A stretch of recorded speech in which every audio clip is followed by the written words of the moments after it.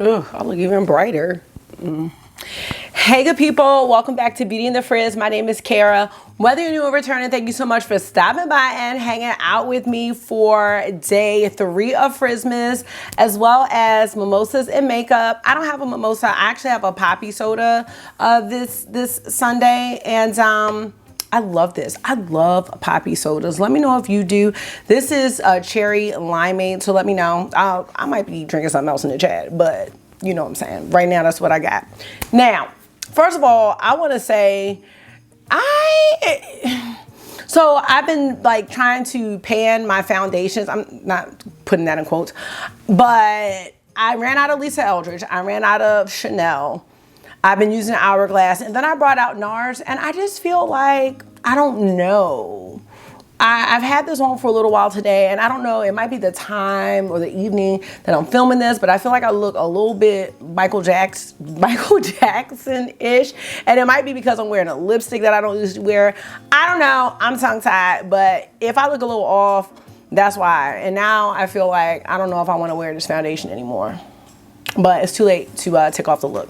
Anyway, today I'm doing a really fun makeup collection tag video. So if that sounds good to you, keep watching this video. Let me know what you think. And if makeup is your therapy and your love, if it makes you happy and you want to hang out with someone that feels the same way, definitely consider joining the community. I'd love to have you back. All right, let's get started.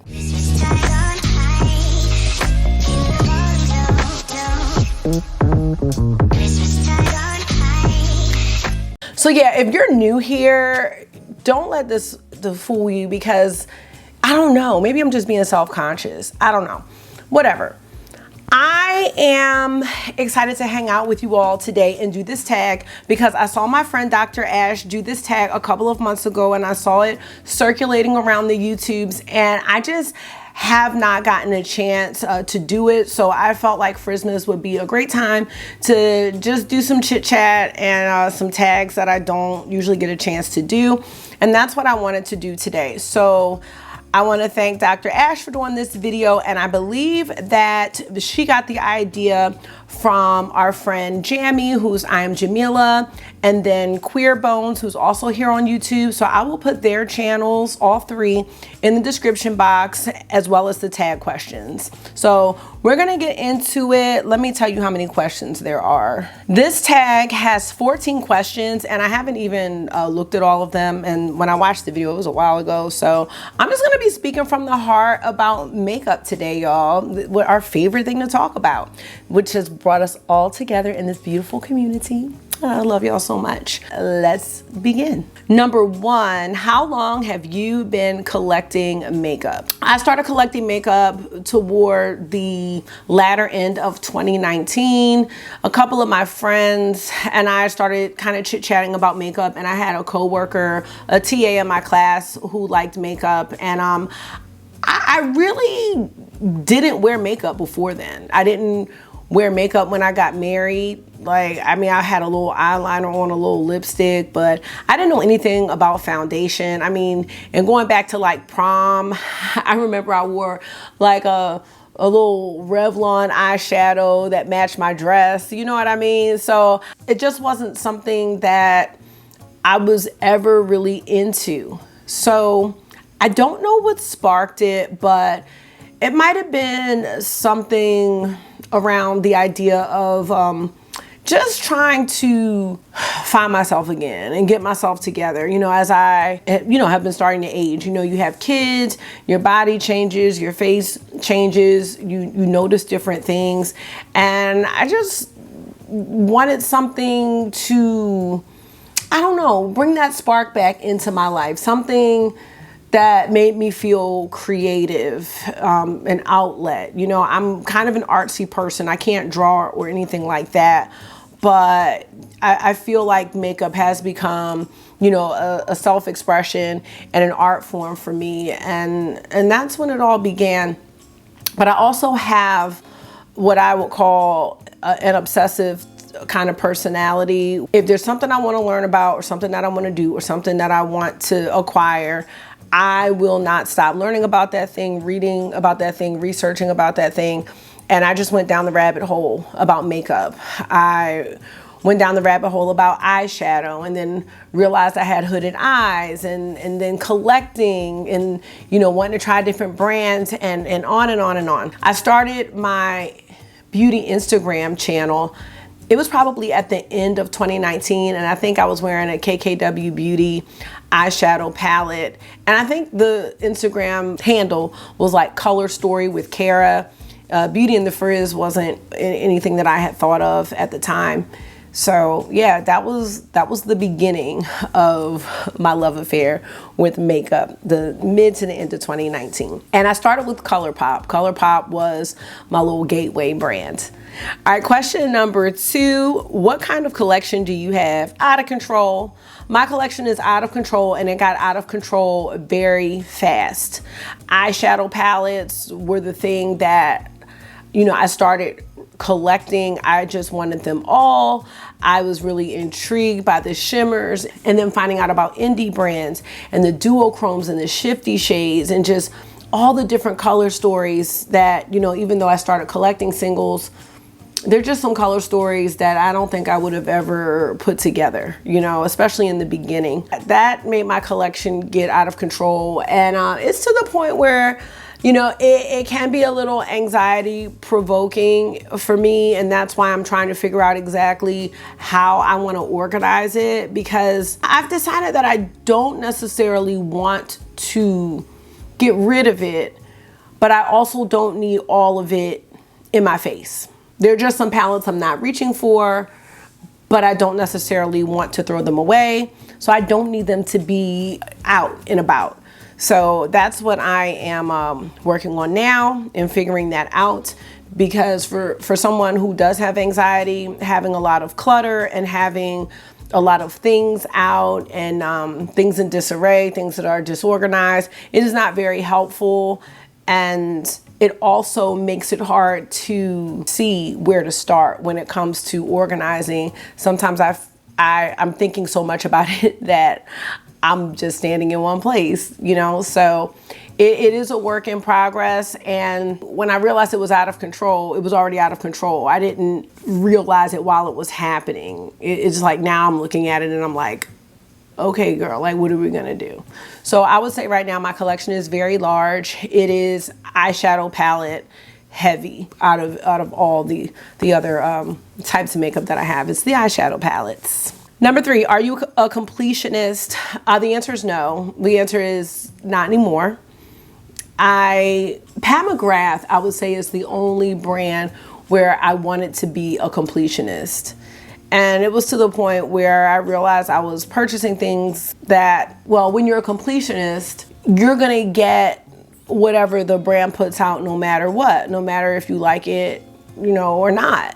If you have followed Pat McGrath and her color stories, you know that they started out very creative, very just very different, very artsy for the makeup artist, I would say, and for the creative. And now I think that her brand really does appeal to the everyday person, and that's not necessarily a bad thing. It was just that because I had so many of Pat McGrath's palettes, and still do, a lot of things started to repeat themselves, and I didn't necessarily need or even want to add them to my collection, but I felt pressured to do that, and the pressure came from nobody but myself.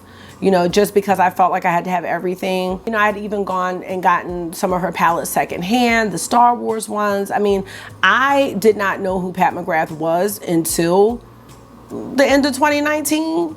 So, some of her palettes, I want to say, came out 2018. So I collected a lot in a very short span of time, and I kind of prided myself on it. But I just realized there was just certain things that I just don't like. And I don't think that anybody needs, whether it's makeup or some other hobby you have, I don't think that anybody needs to feel like they have to have it all. If you want to have it all and that's the choice that you make, it's fine. But if you change your mind about it, like, I shouldn't be pressuring myself and dreaming about the fact that I don't have this palette or that palette or, whatever item it is. So I would say no, I'm not a completionist anymore. But you know, I still do have those thoughts, not necessarily about Pat McGrath, but I mean, even about other brands. Natasha Denona is another one. I really like Natasha Denona a lot. And, you know, sometimes I'm like, I really not sure if I want this color story, but I'm going to go ahead and get it. The pastel palette. Circo Loco. Xenon's an exception though. If you watch, I've done 2 videos with Xenon. I fight back and forth with it. And I also kind of fight back and forth with, is this palette something that I want, or do I think that it's something that people will want to see me use? I would say 99% of the makeup I buy is like, I was gonna buy it anyway, and I'm just doing a video. I don't really buy makeup to review, but I have just become such a makeup junkie, and I want to review the makeup that I buy. If that makes sense. Long story short, I am a former completionist, and sometimes if I feel compelled to have something, like I did skip the Pat McGrath holiday collection this year, at least at the launch, and I got it on sale for a really good price. And so, I didn't get the whole collection, but I got the things that I wanted, and I feel pretty good about that, and that I didn't pay full price. All right, number 4, how do you store / organize your collection? So I have some dressers that I got from Amazon that like kind of line the front of my bedroom here. Like I have my clothing dressers on either side of this little table that I have here. But I'll be honest with you, the drawers were like those, they're like the cardboard ones, the fabric ones. So I mean, they got so heavy that they broke. Like almost all of them broke. The inserts are just kind of sitting on the floor now with the makeup in it. And I have been buying hefty like totes, and I've been organizing my makeup by brand because I do want to film my entire collection. I was supposed to turn one of the rooms in the basement into my beauty room / YouTube area. And then I ended up having to get my basement waterproofed, which was a huge financial project.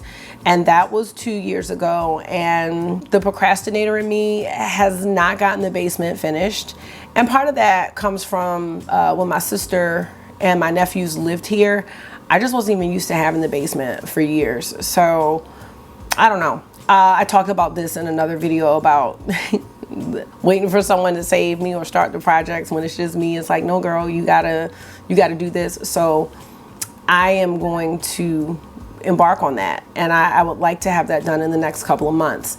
As far as the beauty room is concerned, I was really thinking about it, and part of me really likes filming in my bedroom. I don't necessarily want to be in the basement because see, my bedroom is on the main floor, so that's where all the action is. I like to supervise the boys, and I'm able to film when it's convenient for me, which is in the morning, and still supervise them and allow them to come in and out, get ready, and that would all change.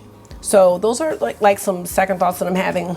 But if I don't turn that room into a beauty room, or maybe I could just film down there sometimes. Like maybe I don't have to film down there all the time, but maybe I could put the majority of my makeup down there and then just bring up the makeup that I'm using, which might be a little bit inconvenient. But I was thinking if I don't do that, I could turn that back room into a little gym area, because you see I have my Peloton here, I do have a small elliptical, I have some weights, so everything is kind of running out of this bedroom. I need my bedroom to be a place of peace, and I don't need to see all the things. So my storage situation is not optimized at all, and that's something that I really want to embark on. I'm not going to say in 2024. I want to embark on it, period. So I am starting by organizing my collection into some totes, some bins, and that's what we're going to do. It looks like I did not move anything out of this room, but I did. But it doesn't look like it. Number 5, what is your favorite thing about your collection? This is a tough question. There are a lot of things that I like about my collection, but I think what I like about it is that I have such a variety. I have a variety of different brands, a lot of indie. I mean, I have mainstream. I think the indie palettes, though, at the moment when I'm thinking about this, those may be some of my favorite palettes because they're just so unique. A lot of the indie palettes have like beautiful artwork, really creative themes, really creative shade names. And that was and still is such a prized part of my collection.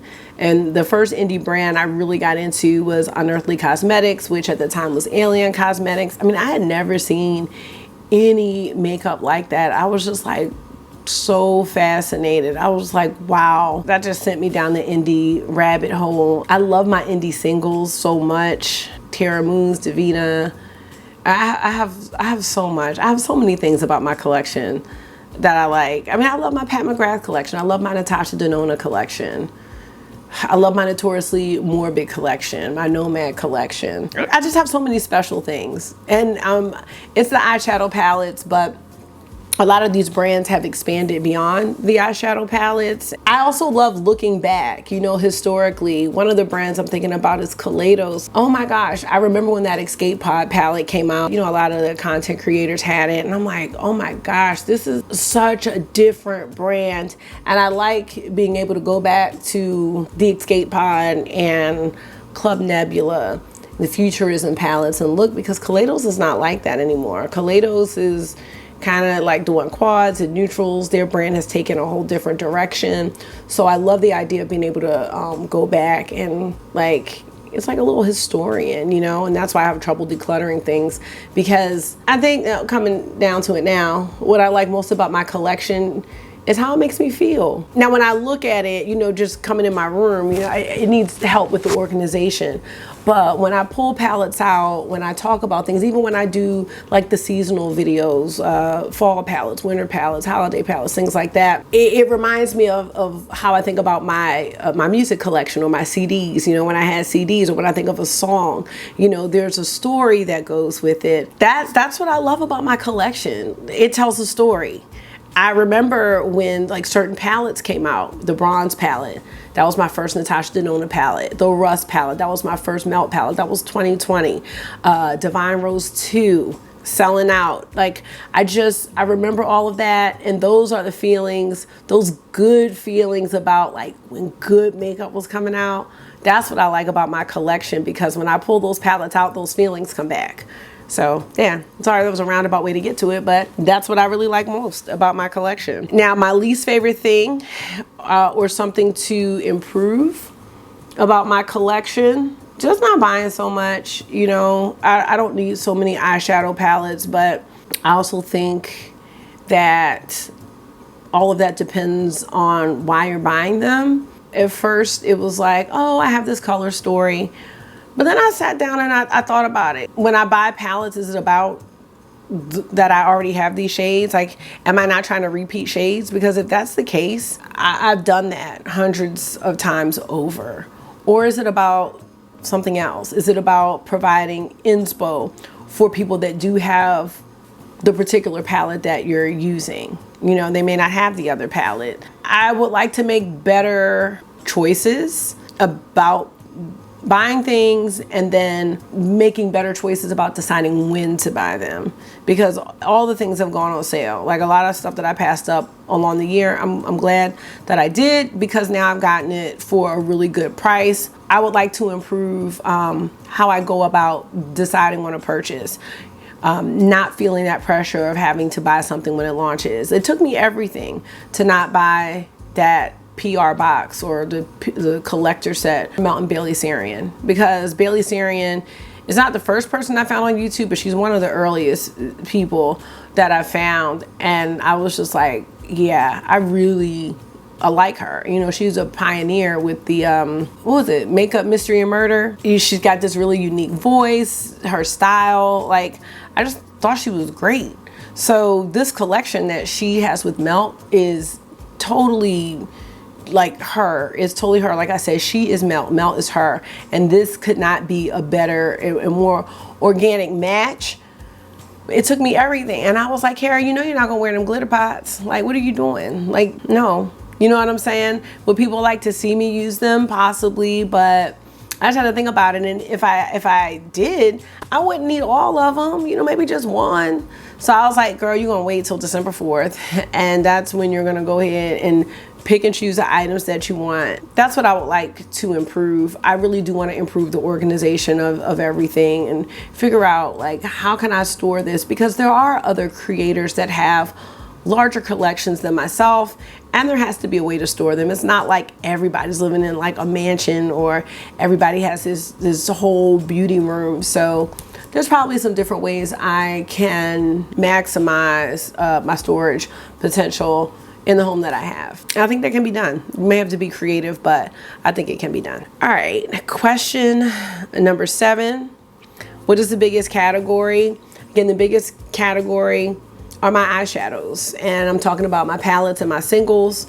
My singles definitely don't take up as much space as my eyeshadow palettes. I ended up last year at the end of 2022, I think I had 380 palettes, and then I supposedly decluttered some, and I don't know if I got below 300, but then I undecluttered some, and I have videos on the declutter. Oh, the declutter videos are really funny. And then I just kind of undecluttered some because I thought about it, and I was like, I really don't want to declutter my Unearthly palettes. I really don't want to declutter my Nomad palettes, even if there's some color stories I don't like.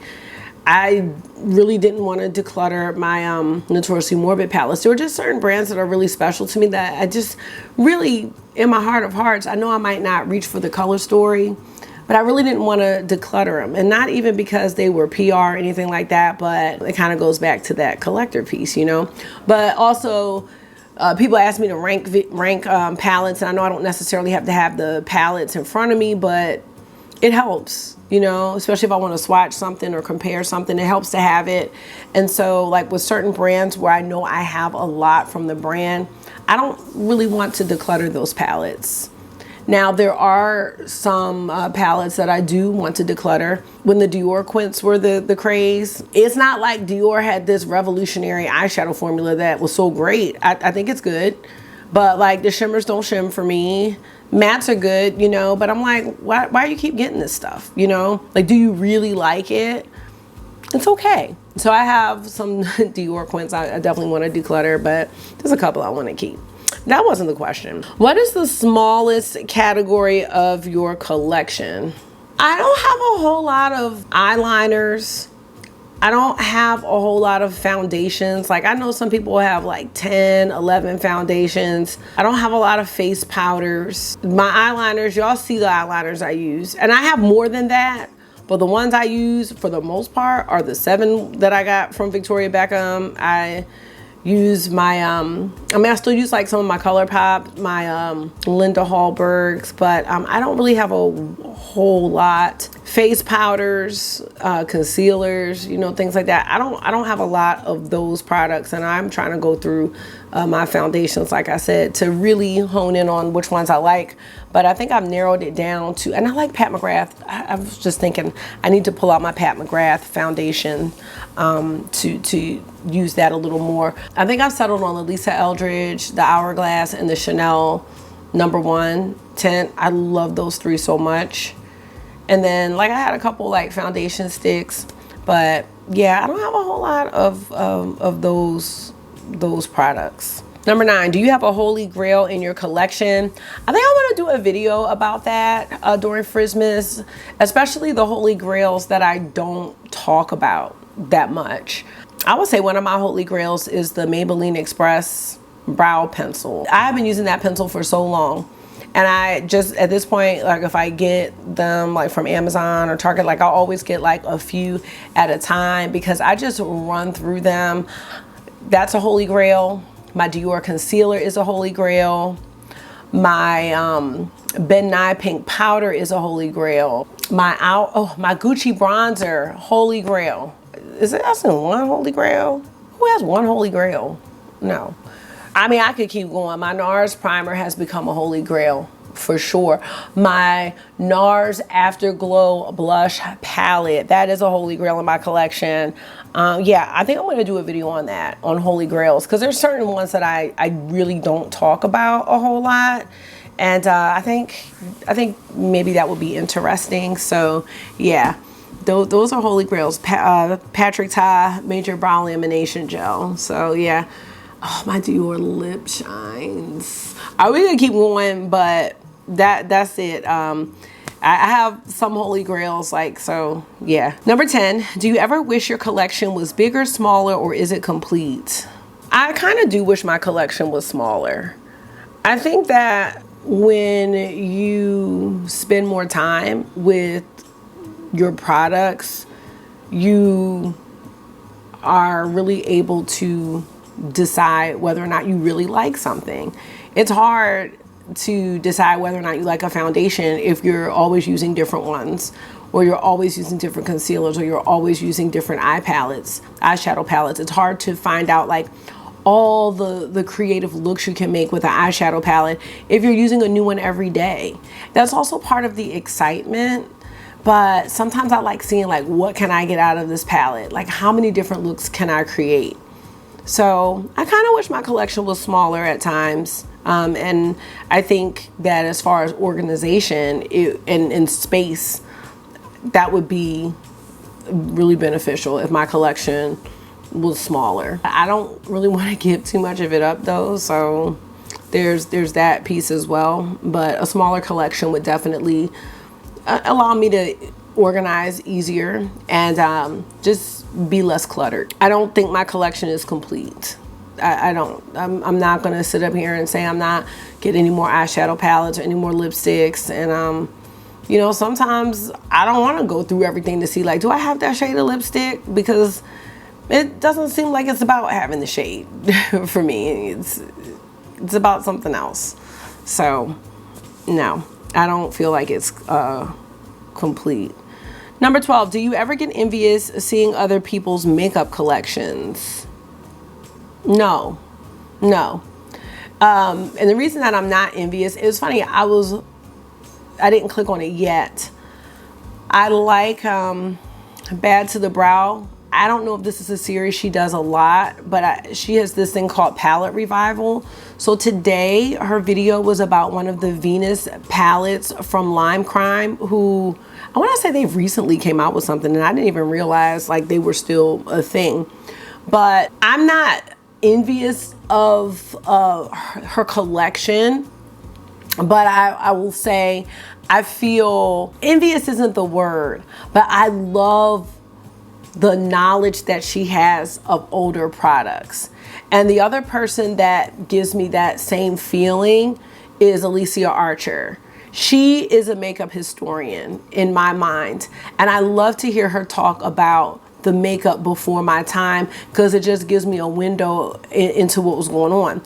But I realized that no matter when you start your collection, so I started mine in 2019, it's 2023, there are things now that I can talk about in that same manner. Like when I mentioned Divine Rose 2 and how that palette sold out and how it was a big deal and how it came with the pink packaging and people couldn't check out. And like, I have those memories now too. So I'm going to be that person. So it's just when you start. So I'm really not envious of anyone's makeup collection. I enjoy looking at people's makeup collections. I am probably 3/4 of the way through Heather Austin's video of her makeup collection, her eyeshadow collection. I've always wanted to see her collection because I don't think she declutters anything. And she just says like, I keep this for the memories because there is, like I said, it's like how you catalog music, how I catalog music, you know, it can make me think of a particular time or an emotion or what was going on. It can make me even think of a smell. So I can see eyeshadow palettes or makeup do that for people. It's not just about putting it on. It's a whole experience. So in short, the answer is no. I don't really envy anyone's collection. I really like my collection a lot. Just gotta get it under control as far as storage. How often, so that was question 12 and I skipped 11. So let me go back. How often do you declutter makeup in your collection? My first real quote unquote declutter was, I don't know if it was FRIZZMAS. I don't think it was, but I think it was at the beginning of this year. But again, I think for me, if I'm going to declutter something, I need to let it go. I need to have a plan for it immediately. It can't sit. And it sat, that makeup sat. And then I was just like, Kara, do you really want to do this? I mean, in turn, I'm glad that I didn't, because like I said, the brands that I mentioned that I took out of my declutter box, those are really important palettes for me in my collection, and they meant a lot. I just think it needs to be on an as needed basis. All right, number 13, who on YouTube has the best makeup collection video? I'm gonna go with Heather Austin. I'm not done, but that video is 3 hours, and I mean, she's got a lot of eyeshadow palettes, and again, some of these palettes I knew nothing about, so it's cool, like I said, kind of watching and learning about the makeup as she talks about the palettes. I think Lauren Mae Beauty has a nice collection as well. I know she's done some collection type videos, she's done some declutter videos, but those two women have some really nice collections. Those are the two that come to mind. Mel Thompson had a great collection as well. Number 14, this is the last question. What's some advice you give to a future makeup collector? I would say don't go into debt over makeup. It's going to be around. If you can, wait for a sale, especially now. Like, the makeup is always going on sale.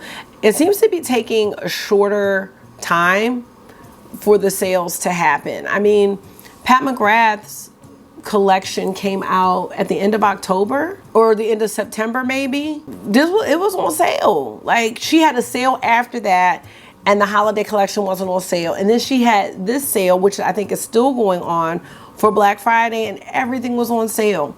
Then you could have gotten the collection for up to 40% off. So it's gonna go on sale. I would also say, for a makeup collector, find out which brands really mean limited edition, and if those are launches that you want, prioritize those, because a lot of makeup comes back. Now, depends on how long you want to wait. Muerte took, what, 4 years? And now you can get that palette for $25. And you know there are people that spent $300+ on Muerte while it was out of stock. And that formula isn't even really good, truth be told. And if you look at my earlier videos, I pined after that palette, and I was on Mercari looking, and I never caved, and I'm glad I didn't. I did get Muerte on the restock. Now, $25? That is so crazy to me that you can get that palette for $25. A lot of other brands do bring things back. So I would say, like, prioritize the unique ones that you find are limited edition. You know, if you have to prioritize, I mean, if you are gonna pick and choose what you're gonna get. Also, just know that a lot of trends like come back around. Everything's been done. It's easy to say, try not to let FOMO get to you, but that's hard. Having that FOMO is really tough. I don't know if I have the best advice because I'm still learning myself. So feel free to drop your advice, you know, in the comments below. Decide if you're someone who can watch a new makeup releases video like the ones I do. Part of me is like, maybe I shouldn't do them anymore, but I enjoy them so much. It's not about buying makeup. I just love looking at it and knowing what's going on, like what's trending. But then you also have to know that, like, I'm gonna see things that I'm tempted by, you know. Kind of choose which aspect of the makeup community you want to be involved in, because I do have some creators that I look at just for like new things. I want to know. I know Heather Austin's going to get certain things quick. Like, I want to see what she's talking about when it comes to X, Y, and Z. But sometimes watching her is like, I didn't want that, and now I do. Decide what's good for you. Do you want to watch more inspo channels where you can use what you have, where they're encouraging you to shop your stash? Because I'm telling you, The way makeup is coming out, it's easy to get sucked in, and I've done it. I'm in it now. It's easy to get sucked into wanting to collect more and more and more and more. Try to set those boundaries, because I think with any passion, any hobby, it can get out of hand. I'm gonna continue to work on that. I haven't found my balance yet, but try to set those boundaries with your budget or with what you're allowing yourself to get. It's an up and down thing with me, but it's something that I'm continue to strive and work on improving. That's it. Don't feel obligated to collect. My biggest piece of advice is that we can connect with brands. I love the connections that I have with the brands, and it's not even about PR or anything like that, because I know there are people that don't get PR or affiliated, and they may message an owner and have a good relationship. But I think the bottom line is they care about the community, but they're still a business, and this is still their livelihood, and this is how they make money, and this is their job. So you have to understand that as much as they enjoy makeup in the community and the interaction, it's their way of survival and making money. And that's the bottom line, okay? If you went into debt because you were buying makeup, their brands are not gonna bail you out. And as I said, I love all the brands that I've connected with, but you know, their purpose is to sell makeup. The inspiration is so that you'll buy it. We have to think about that. I have to think about that. But I do hope that you enjoyed this tag, and I hope that it brought up some good points. I feel like this was really reflective for me to do, and it's got me thinking about my very vast collection. So that is gonna be it for Mimosas and Makeup and FRIZZMAS Day 3. We are rolling right along, and I hope you all are enjoying it. Thank you so much for taking out some of your time and hanging out with me for another Mimosas and Makeup. I hope this was therapy for you. You know it always is for me. And until I see you again, make sure you are being gentle with yourself. Talk to yourself nice. Stay safe, and I will see y'all in the next one tomorrow. Bye.